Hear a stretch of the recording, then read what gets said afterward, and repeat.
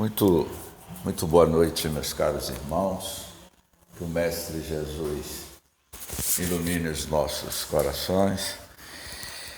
A Casa do Caminho, na cidade de Salinas das Margaridas, porque no vídeo eu gravei e não coloquei Margarida, não foi? Eu me sinto muito acolhido aqui por todos vocês, pela nossa amiga e companheira Gal, de muitos anos. Eu conheci Gal no século passado. Então, eu me sinto muito à vontade aqui com vocês, porque eu já tenho assim até uma identificação, né, Gal?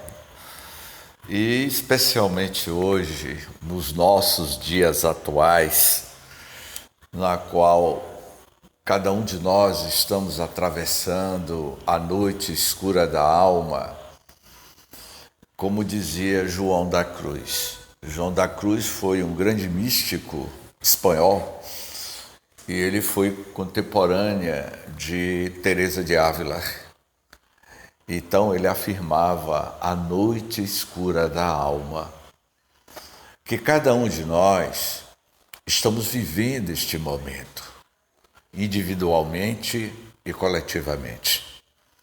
E a família é este candinho de luz para o sustentáculo desta jornada de transição emocional, espiritual que estamos atravessando.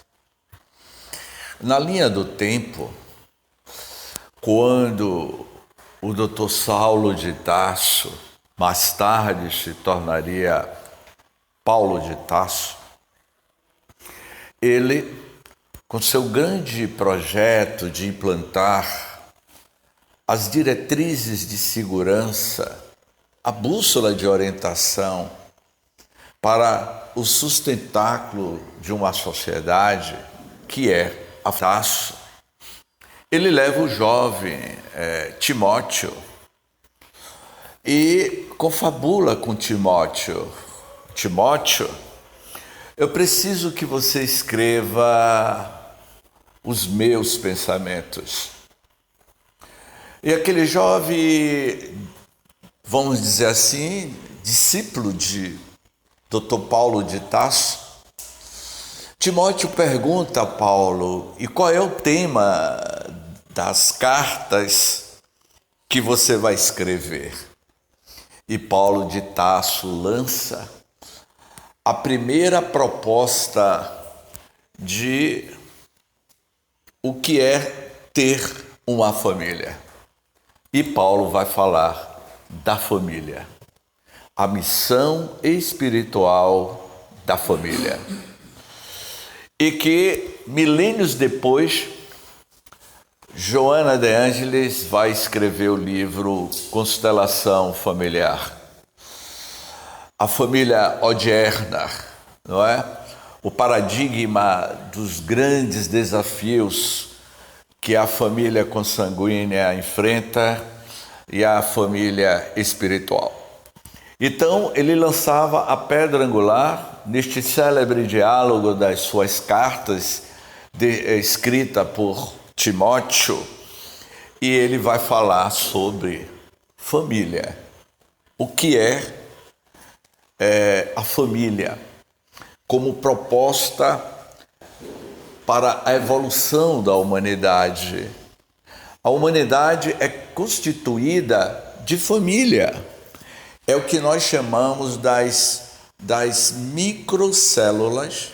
A família é uma microcélula dentro de um macro maior, que é uma família terrestre, dentre outros mundos também, que são outras famílias, irmãos em humanidade, irmãos espirituais.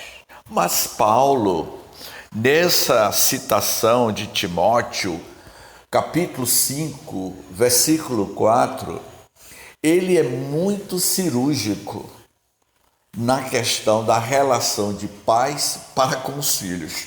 E eu confesso a você, Gal, que quando eu li esse capítulo do livro Pão Nosso, que é a indicação do estudo de hoje, psicografado por Chico Xavier em 1950, e ao ler esse tema em família, eu puxei para mim, não é? Eu estava lendo para mim, eu disse, esse tema caiu exatamente para o James, que está vivendo essa experiência hoje, só que agora de forma mais intensa, não é? Porque quando você é adolescente, a sua relação com seus pais, aí você vai amadurecendo e você vai percebendo que você tem que colocar em prática tudo o que você aprendeu ao longo da vida na prática com os teus pais. Antes de entrar aqui na introdução, há um capítulo do Livro dos Espíritos que fala sobre família, a parentela corporal, a parentela espiritual. E é um capítulo que eu não me lembro agora, que diz o seguinte: é dever e obrigação dos filhos para com os pais, quando eles atingirem uma fase de idade que não possa trabalhar, é obrigação e dever dos filhos cuidar dos seus pais. Piedade filial. No Livro dos Espíritos tem um capítulo que me parece que a CLT, ou melhor, os direitos, o Estatuto dos Idosos, que foi instituído nos anos 90, há um artigo, inciso no Estatuto dos Idosos, que diz o seguinte: é dever e obrigação dos filhos atender os seus pais na senectude, na doença e na saúde. É o mesmo texto que está lá no Livro dos Espíritos. E este tema de Paulo, ele diz assim: aprendam primeiro a exercer piedade para com a sua própria família. Aprendam a exercer piedade para com a sua própria família. Se você não exerce piedade para com a tua própria família, você vai exercer piedade para o vizinho, para o próximo, e recompensar seus pais, porque isto é bom e agradável diante de Deus. Ele foi cirúrgico nessa citação. Aprendam primeiro a exercer piedade para com a sua própria família e a recompensar seus pais, porque isto é bom e agradável diante de Deus. Então, essa é a recompensa que a gente tem que dar aos nossos pais. Ah, meu pai não foi um bom pai, eu não tive uma boa mãe, ele me batia, ele me abandonou, etc, etc. Se a gente quiser aprofundar, vamos lá para o livro Constelação Familiar, que fala sobre karma, expiação, provação dentro de uma estrutura familiar. Aí é outro tema, é outro assunto, não é?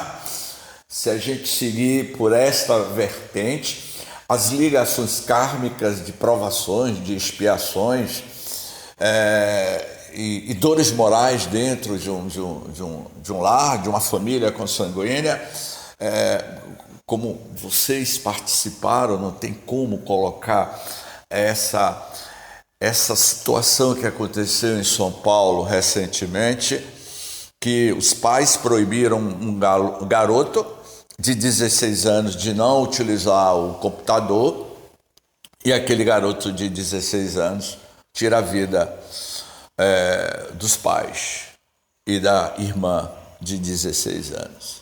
Ele mata os pais. Por quê? Então aí a gente vai para o outro caminho, sobre as ligações espirituais históricas. Mas o que Paulo de Tarso nos convida para que a gente não caia nesse drama da dor familiar, das relações de afetividade positiva ou relações de animosidade que existe dentro de lá por falta de incompatibilidade moral e espiritual. Paulo de Tarso, em poucas frases, dá a tua diretriz de você ter uma sociedade mais saudável. A sociedade se tornará mais saudável no dia em que a família for saudável. A luta em família é problema fundamental da redenção do homem na terra. Ele, Emmanuel, vai dar uma interpretação nesse texto de Paulo. A luta em família é problema fundamental da redenção do homem na terra. Ou seja,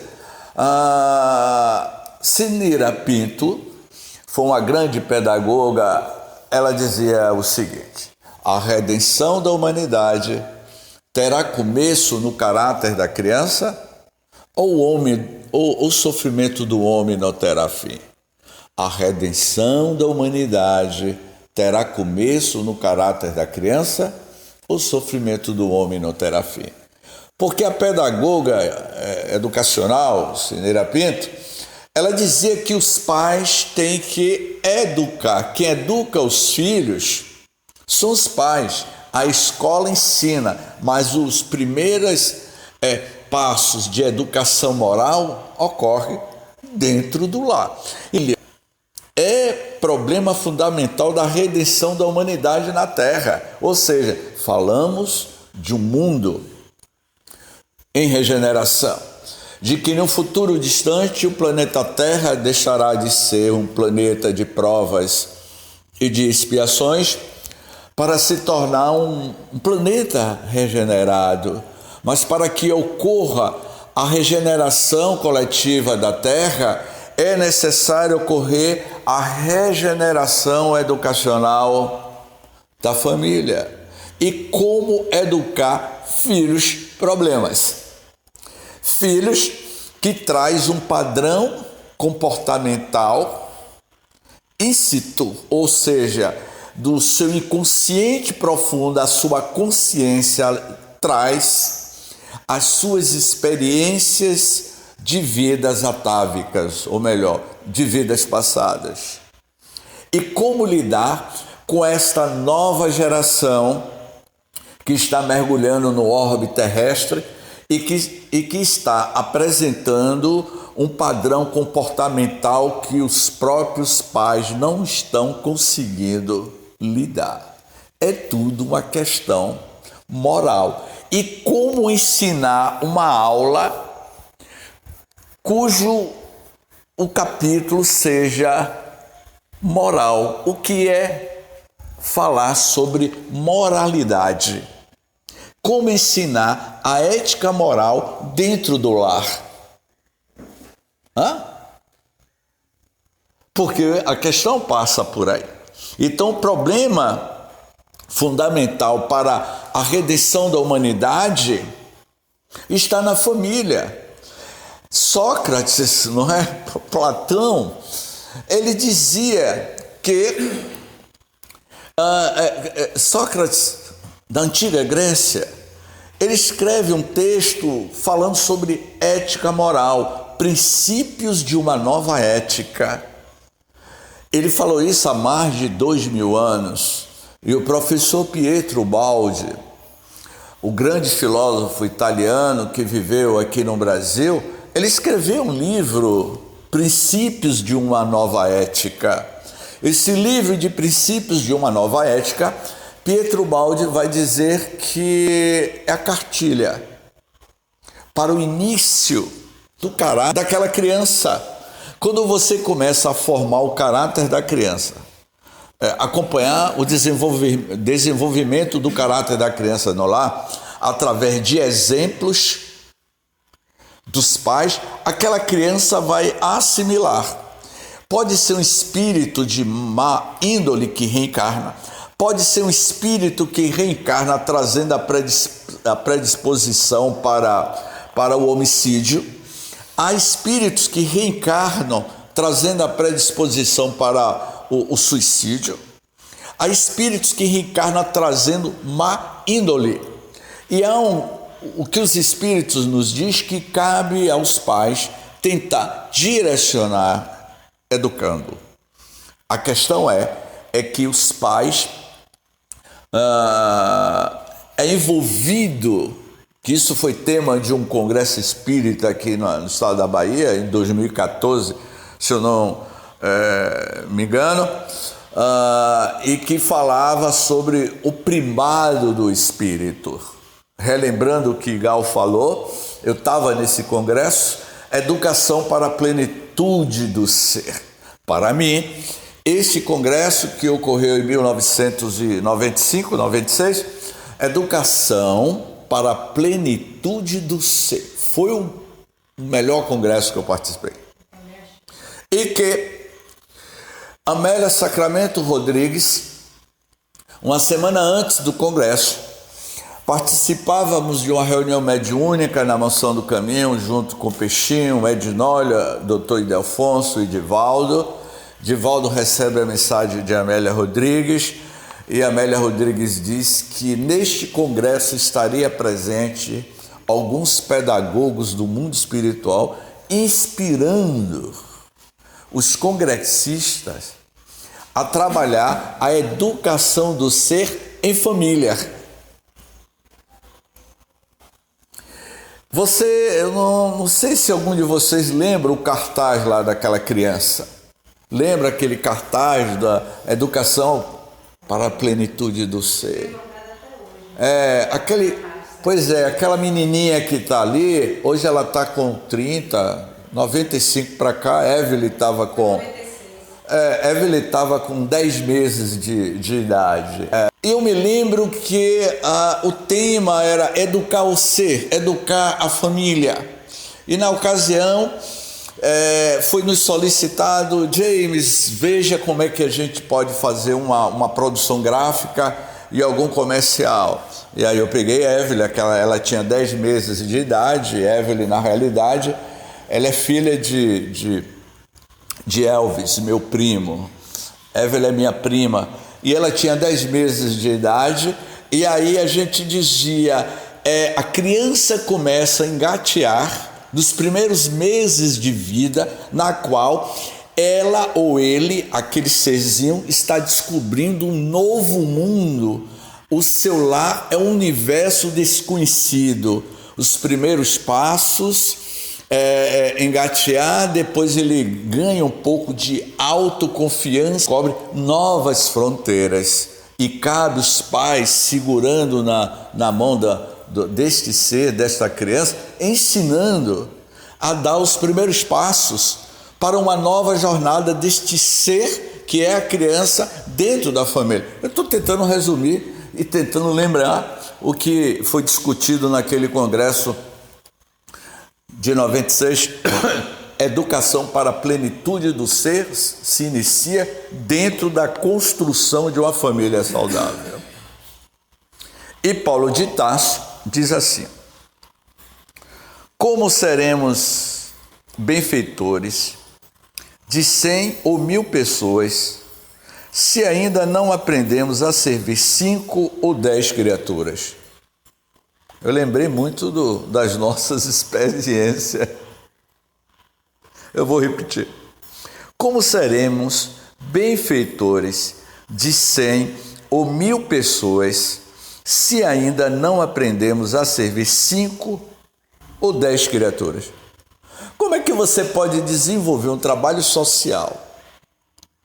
Como é que você vai trabalhar num abrigo de idosos, como voluntário, dando carinho, dando afeto aos idosos nos abrigos?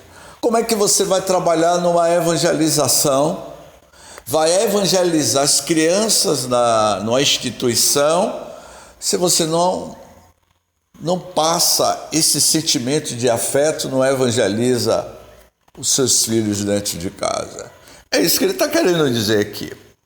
Como seremos benfeitores de 100 ou 1000 pessoas se ainda não aprendemos a servir 5 ou 10 criaturas? Como a gente pode evangelizar, trabalhar lá fora, mas a gente não consegue passar afeto para os nossos rebentos? Como você dá amor aos filhos dos outros e não consegue dar amor? Esta é indagação lógica que se estende a todos os discípulos sinceros do cristianismo. Ou seja, Paulo e Timóteo era jovem, Timóteo era muito jovem na época, e ele pergunta a Paulo: mas Paulo, por que você está abordando essa questão da família? Olha que esse texto de Timóteo foi escrito no ano de 81, do início da nossa era cristã, após a crucificação de Jesus. Consideramos que tivemos o 14º apóstolo, não é? Os 12 apóstolos que vocês conhecem. Dentre os 12 apóstolos, Judas foi o que se suicidou, e depois aparece o 10 da Casa do Caminho, na cidade de da Gareda, e nós falamos o apóstolo que foi Matias. Desce do sicômoro, Matias, que hoje eu vou ficar na sua residência. Depois que Jesus é crucificado, uma fortuna e se envolve no trabalho social na Casa do Caminho, na periferia de Jerusalém, e vai se tornar o 13º apóstolo. Tempos depois do apóstolo, e que eu considero ele um dos maiores apóstolos dentre todos eles, que seria Saulo de Tarso, que se transformou em Paulo de Tarso, o 14º apóstolo. E na qualidade deste apostolado, ele, quando Timóteo que pergunta a Paulo: mas por que hoje é a família de amanhã? Porque a família do presente é a família do futuro. Se a família no presente estiver emocionalmente enferma, teremos uma sociedade futura enferma. Porque as bases da ascensão espiritual de um planeta, de uma humanidade, se inicia dentro do lar, da casa. Olha o que ele diz aqui. E aí eu tomei a carapuça para mim mesmo, não é? Essa aí eu tomei a carapuça para mim mesmo, porque o que eu li aqui, eu disse: rapaz, sabe aquele tema, aquele texto que fala para você?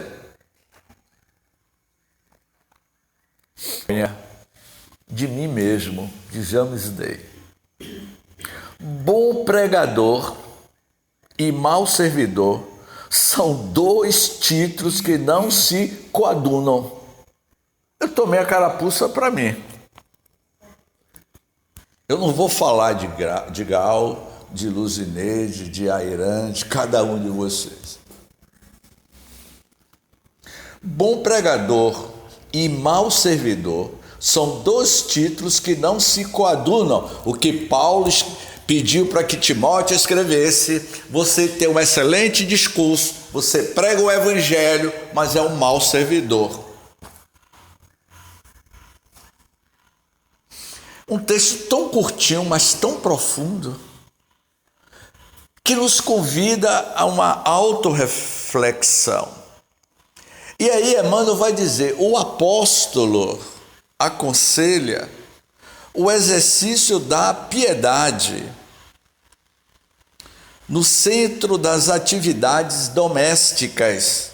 Entretanto, não alude à piedade que chora sem coragem ante os enigmas aflitivos, mas aquela que conhece as zonas nerválgicas da casa e se esforça por eliminá-las, aguardando a decisão divina ao seu tempo. É profundo. Eu vou tentar aprofundar essa questão. Enigmas aflitivos. Eu falei inicialmente o que Emmanuel está querendo dizer, que esses enigmas aflitivos que ocorrem dentro do lar, a relação de consanguinidade de pais e filhos se desentendendo, o pai gosta do filho A, mas não gosta do filho B, gosta de Maria, mas não gosta de João, e assim por diante. É isso que ele está dizendo. Esses enigmas aflitivos emocionais que ocorrem dentro do lar, não é? Mas aquela que conhece as zonas nerválgicas da casa e se esforça por eliminá-las, aguardando a decisão divina a seu tempo. O que fazer? Quando a gente percebe que há uma certa relação de dificuldade dentro de uma família, de um lar. No período de 4 anos, em 2020, eu me vi numa situação de ficar num sítio com ela durante 6 meses. Eu me trancafiei dentro de um sítio na cidade de Dias d'Ávila, região metropolitana da capital baiana, e lá durante esses 6 meses convivendo com Dona Vanilda, que não era fácil, minhas queridas irmãs, e me perguntou: James, meu filho, você como espírita, e que você fala de outras vidas passadas, eu quero lhe perguntar algo. Eu estava à mesa tomando café. Me lembro como hoje. O que foi que eu fiz, meu filho, para merecer estar com você sozinho aqui nesse sítio?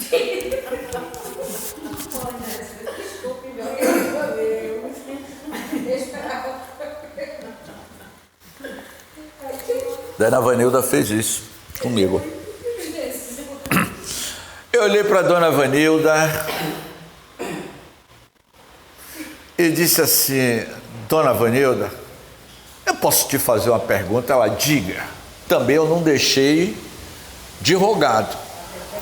Aí eu disse: Dona Vanilda, o que foi que eu fiz para merecer estar com a senhora aqui nesse sítio? Aí ela olhou para mim e disse assim: você e seu pai dizia que são os compromissos de vidas passadas. É isso aí. E recentemente,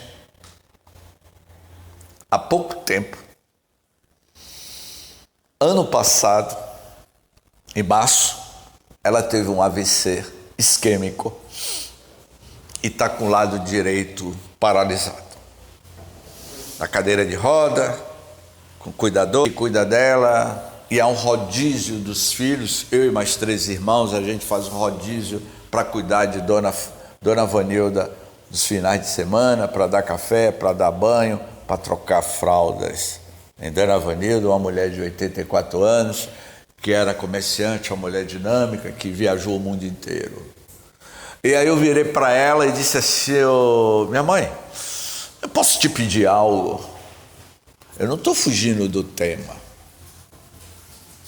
Essa mensagem aqui, Luzineide, me lembrou muito da minha relação histórica com Dona Vanilda, com a minha família. Porque eu acho que a gente tem que relacionar esse tema com a família de cada um de nós.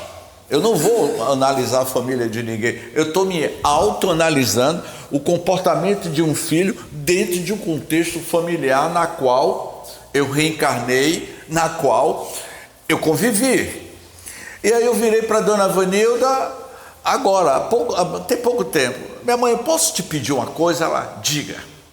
Reencarnação, a senhora pode reencarnar como minha mãe? Ela parou e disse: eu vou pensar no seu caso.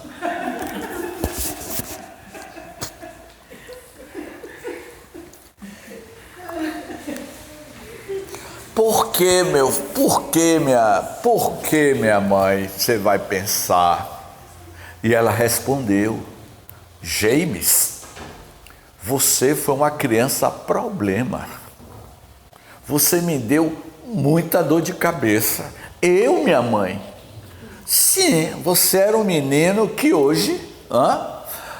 a gente conhece o desenvolvimento da psicologia analítica, né?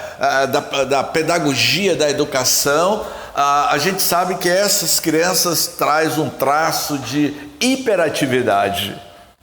Eu era uma criança hiperativa. Eu só fui descobrir isso depois de décadas, já homem maduro, que eu era uma criança hiperativa. E quando eu vi os meus sobrinhos com este tipo de comportamento que eu tinha na idade dele, eu disse: rapaz, eu tinha essa questão da hiperatividade e déficit de atenção naquela época. Mas minha mãe dizia que eu era um menino peralta, porque a pedagogia educacional daquela época, a pedagogia utilizada era palmatória. Então, eu disse: mas por causa disso, minha mãe, mas olha eu aqui com a senhora. Mas você quer que em uma próxima reencarnação eu seja sua mãe, depois de todas as surras que eu dei em você, com todas as surras que você me deu? Mas você me deu tanto problema, você apanhava, é porque eu merecia, minha mãe. Mas, meus queridos irmãos, minhas queridas irmãs, não me deixou nenhuma cicatriz moral. Não me deixou nenhuma cicatriz. Pelo contrário, eu aprendi a amar. O amor cobre uma multidão de pecados. Honrai, foi mesmo que a gente falou, está lá. Jesus ainda disse: honrar vosso pai e a vossa mãe. E aí, o senhor Emmanuel, nesse texto, ele vai sendo cirúrgico. Cada um guarda em teu coração as suas mágoas, os seus rancores. Mas eu não consigo perdoar o que ele fez comigo. Ele me expulsou de casa, eu tinha 15 anos quando ele me expulsou de casa e eu tive que me tornar uma vendedora de ilusão da orla marítima da praia de Atalaia. Mas o que você fez? Quando ele descobriu que eu não era mais uma moça, ele me expulsou de casa e me excomungou, e eu, para sobreviver, eu tive que ir vender o meu corpo na orla marítima de Aracaju. E como é que o senhor quer que eu perdoe aquele infeliz que desgraçou a minha vida? Eu vi isso de uma garota de programa na orla marítima de Atalaia. Que ele, minha mãe, e me expulsou de casa. Também está aqui. São os compromissos, as ligações espirituais. Não é?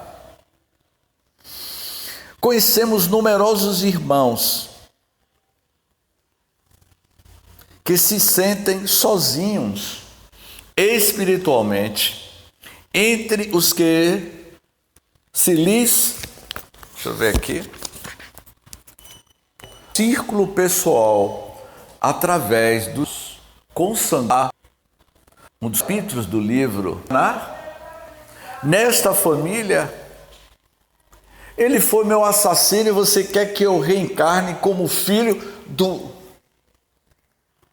da pessoa que me assassinou? Como é que você quer que eu reencarne agora sendo irmão daquele que tirou todo o meu patrimônio, tomou a minha mulher, destruiu a minha vida, agora é filho daquele que destruiu a minha família?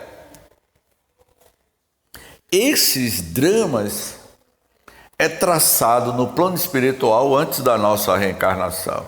E aqui no livro Constelação Familiar, de relações mal entendidas, não desta vida, mas das vidas passadas, que está escrita com tintas efervescente, real, da história de cada um de nós.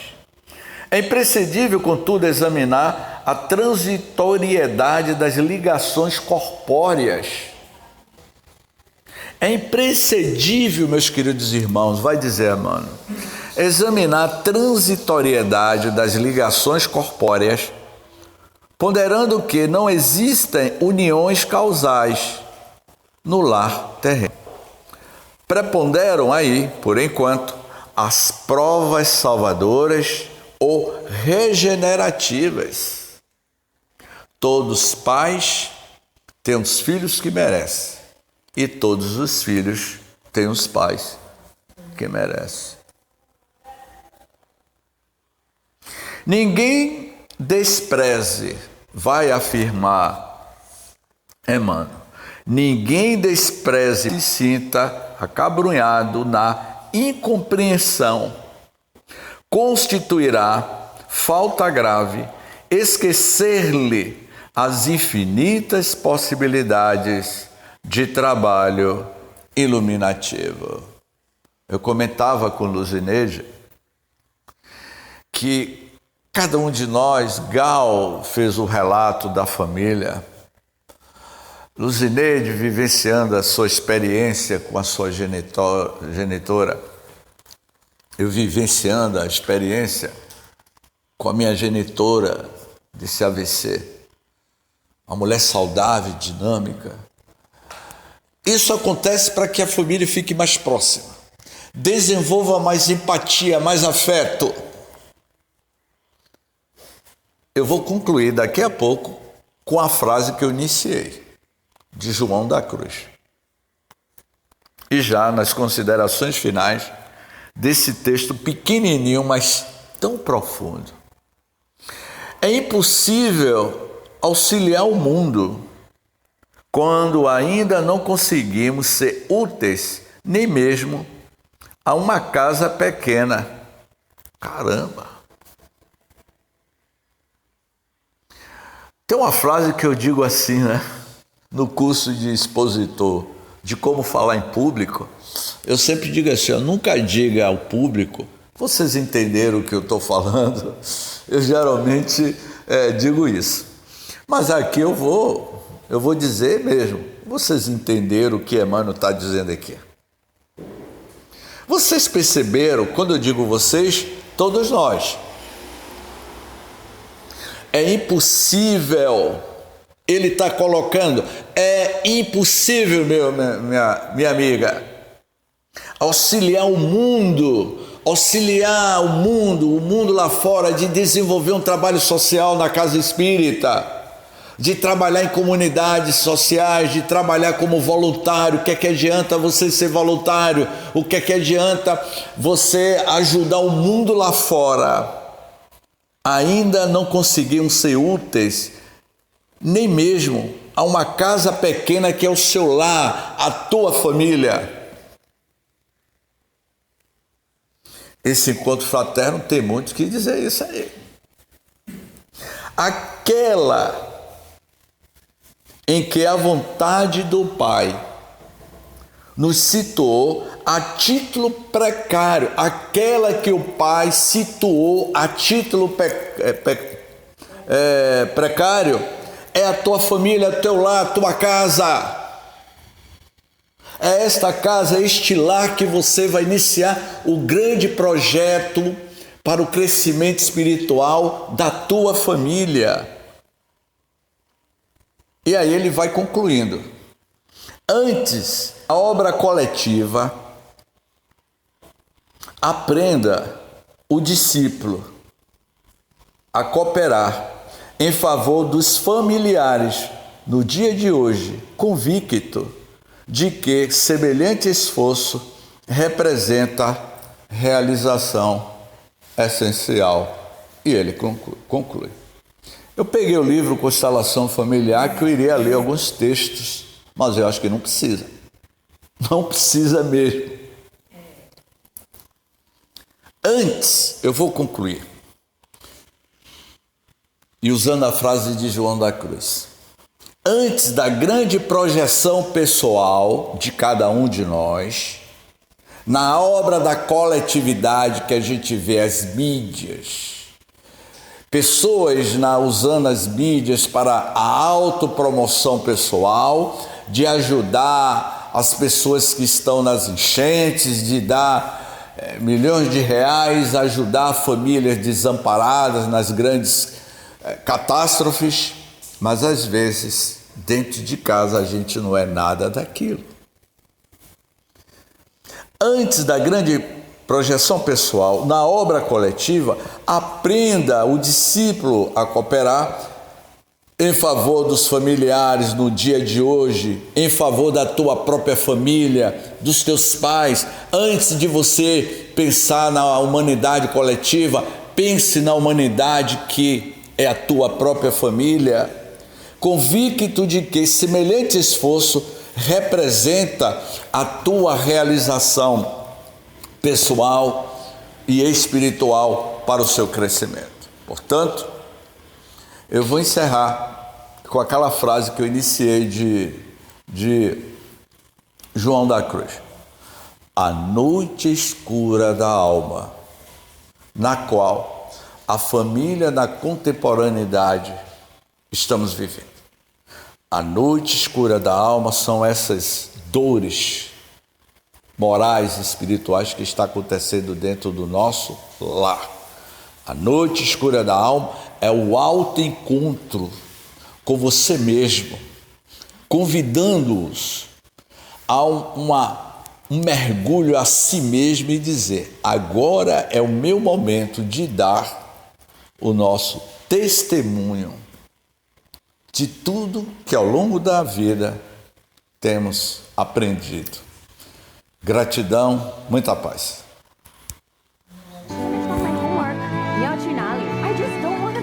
here. 我不管，你哪里都不能去。妈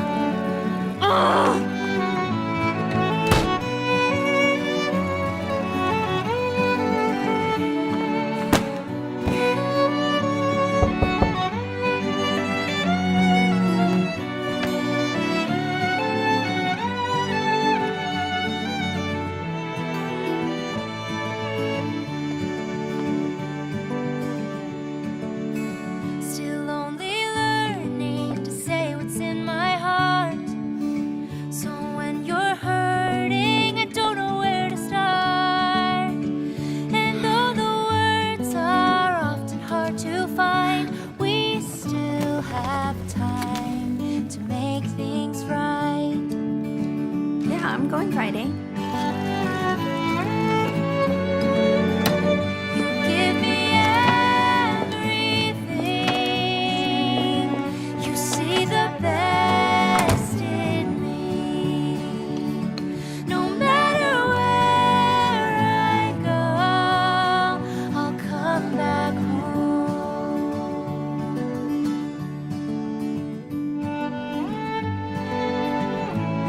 Okay.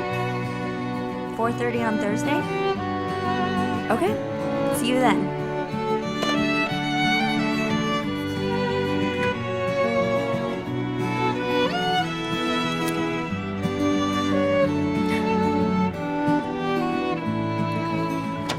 Hey, Ma. Smells good in here. Ma. Ma? Mom! Are you okay? Mom, what's wrong? Mom!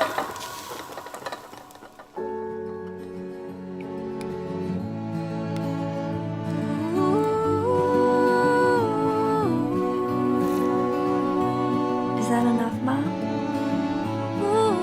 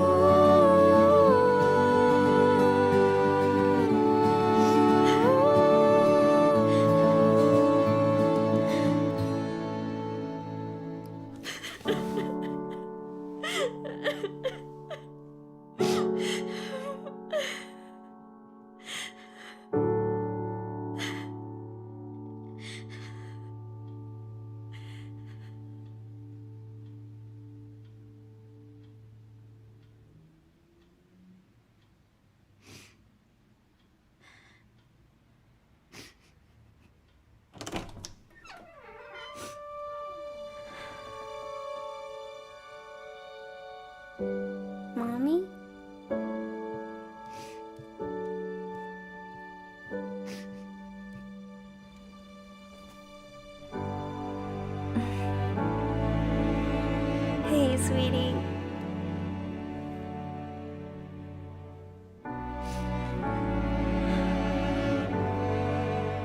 You hungry? Mm-hmm.